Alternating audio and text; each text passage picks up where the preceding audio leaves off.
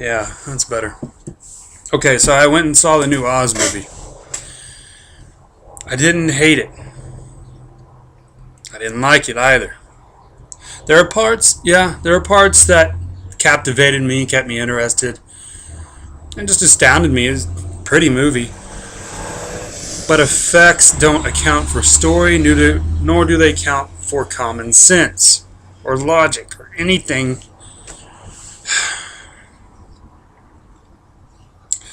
Okay, let's just start like this.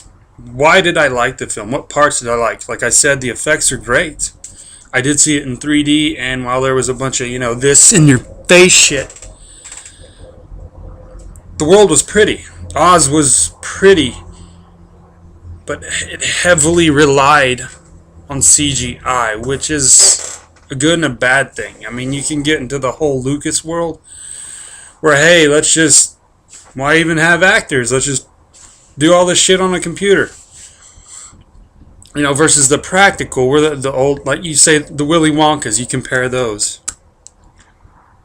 I'm getting off topic, but the world was pretty. They could have done some more practical, things, more effects, more like just real life stuff, props. I did like the transition from black and white to color, an homage to the original, the 1939 piece. That was a great deal. I liked that, and I liked how the characters were good up to a point. I did like Oz. He's kind of a douchebag, but you like him. He's fucking misogynist. He plays girls, which is kind of funny considering it's a kids film. Because they don't get that shit, and here I am, like, really? This is in here? Oh, what else did I like? I liked Finley, the little bellhop flying monkey dude. Even though it kind of threw me off because, in the original you have flying monkeys and they're evil fucks terrorizing the world. I've read most of L. Frank Baum's pieces. All 14. There's 14 Oz books, I believe. I've read up to book 6. I'm not sure of the title. But I do like how they incorporated a lot of that material into this one. Because they didn't with the 1939, nor did they do it with the Return to Oz. They put a little bit more in there. But like the China girl, I enjoyed her presence. Not so much her character. What else did I like? There was a lot of pretty visuals, as I said before. Other than that, it's just all downhill from there. My first, and this could be nitpicky, this is my opinion, but what I really didn't like about it, really set me off, was Mila Kunis as the Wicked Witch. The trailer revealed like hand, grabbing the fucking desk and just clawing it. And I didn't look at any forums. I didn't look at any reveal or any spoilers to see who that was. I went with the intention of finding out myself. And when I figured it out, a third the way through of who's going to be the Wicked Witch. She doesn't play a good witch, or a bad witch, a good bad witch. You know what I mean. I do like her. She has nothing on Margaret Hamilton, the lady who played the original Wicked Witch. Nothing. Margaret Hamilton is the epitome of what a witch should be on screen when it pertains to Wizard of Oz, or really just anything. The green, the black costume, the cackle, just the ugly meanness in her, and her fucking face all fucked up and warty. That's what I want. Mila Kunis didn't pull that off. Every time she was on screen as the witch, green and dressed up, I couldn't take her seriously. It was funny to me, and not, no.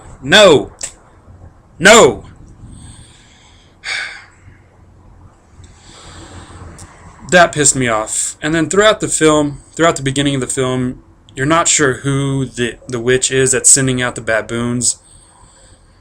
Well, you learn later that it's Mila Kunis' sister, The character played by Rachel Weisz, Evanora.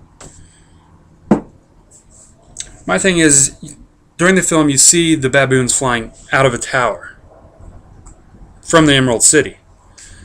Well, if no one knows who the witch is at a certain point, do they not look above and see that these fucking flying baboons are coming out of one of their own towers? I mean, do they not notice that shit? I mean, how could you not notice hundreds, if not thousands, of flying, winged, red-assed monkeys circling your city? Or coming out of your city? I mean,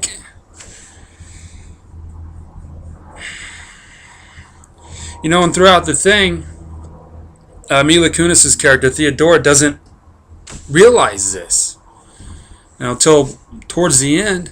But how does she not know her sister's up to no good if they're contained within the same walls? It just fucking pisses me off. Like, how? Okay, I'll get off that. Okay, the next thing that really irritated me was the switch of character. More like the switch of personality. Like a few of these people were bipolar. For instance, the China girl.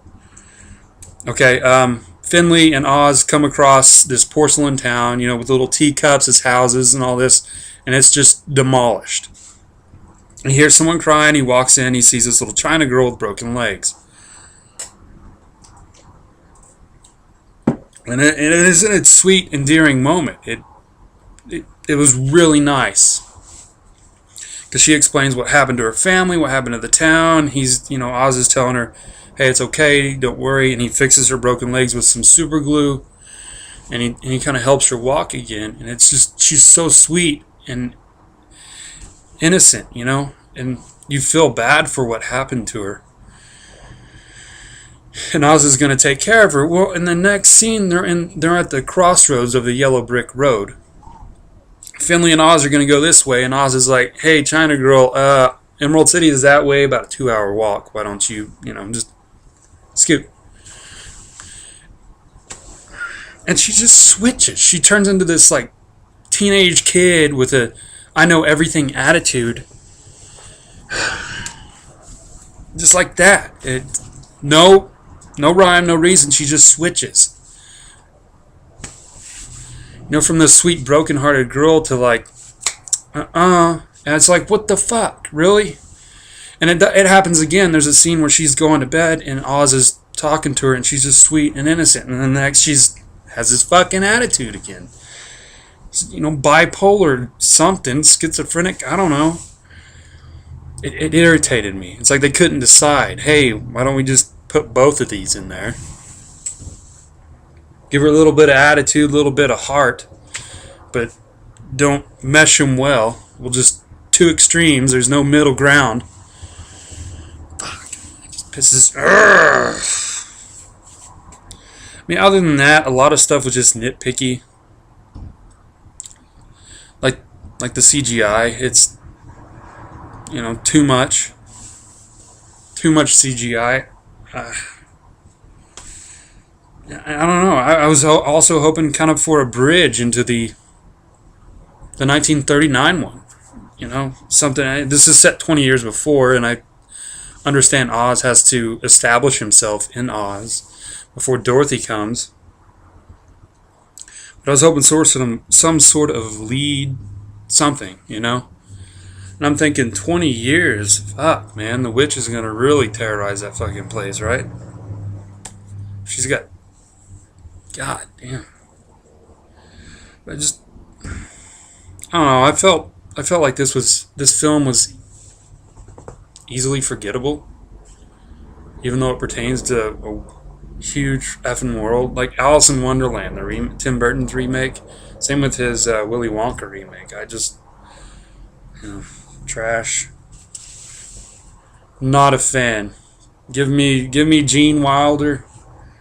Give me, the animated Alice. Hell, even the old miniseries in the 90s Alice was better than that. The one with Tina Majora is best, but that's off subject. Or Tina Majorina, something. Anyway, Whoopi Goldberg's in it. And Martin Short plays the Mad Hatter. Pretty good. Check it out if you like Alice in Wonderland and all the fucked up shit that goes on there. But that's just my opinion.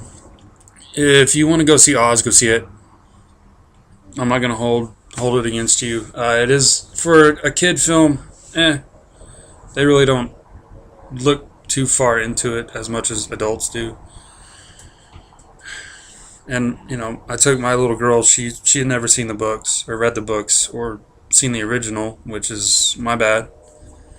I'm the huge on cinema, classic, great cinema, and I've yet to show her the original Wizard of Oz. But I think she could benefit from it, especially after watching this mess. And Sam Raimi, he's a good director. I'm a fan of the Evil Dead series, and I'm ready for the new one, even though he's not doing it. He's producing. I think he's producing. He's on it somehow. No, he's not directing. And while I didn't really like Drag Me to Hell, or we won't even get into Spider-Man 3, because that'll just piss everybody the fuck off. But he has redeeming qualities, and there are Sam Raimi moments, the quick shots, especially during when Evil's fucking running amok and doing shit, where he does the quick shots and the close cameras and all this shit going on. There's a moment where Oz is in the middle of the tornado. He's sitting in the balloon, and there's pickets cutting through the basket. It's pretty cool. But with this movie, he does it well. And there's some thing, like the shadows and the angles he uses help you see some of the characters better. When it comes to their personalities or foreshadowing or plot elements. But it's more like eye candy. That's what I feel like this film is. It's just pure bedazzlement. There's nothing really redeeming, nothing to take home and be like, damn, that's a good movie. I want to go see it again. And when it comes on a DVD, I'm going to be in line at Walmart at fucking midnight and buying this shit. This is more like a wait till Black Friday 2 years later and find it for $5. That's just me. Anyway, I've rambled on far too long, and yeah, that's just how I feel. It's forgettable. Go see it if you want. You just see it in 2D if you do matinee showing, or possibly like a $2 movie theater, or just wait for it to come out in video and Redbox it or Netflix it, something. It was number one in box office for 2 weeks. Got to give it that much, but then again, there have been far worse that have made much more money. Well, I guess that's it for me. Guys, just check out my blog. This is me on my first video, and I hope you enjoyed it, and I'll see y'all later.